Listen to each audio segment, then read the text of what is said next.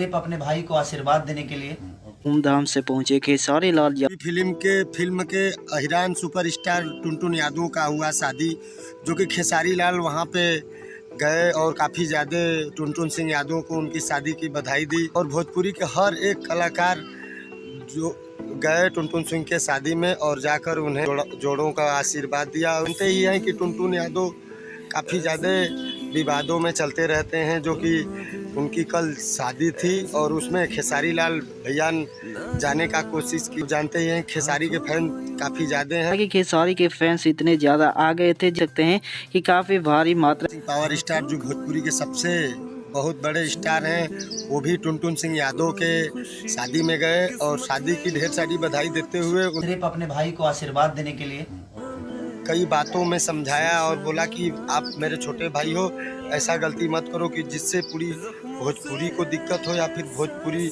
में बवाल हो जाए। टुनटुन सिंह यादव ने बोला कि बड़े भैया हो आप जैसा बोलोगे हम वैसा ही करेंगे। आई होप कि हमारी वीडियो अच्छी लगी हो। वीडियो को लाइक शेयर और चैनल को सब्सक्राइब जरूर कीजिएगा। जय हो भोजपुरी समाज की।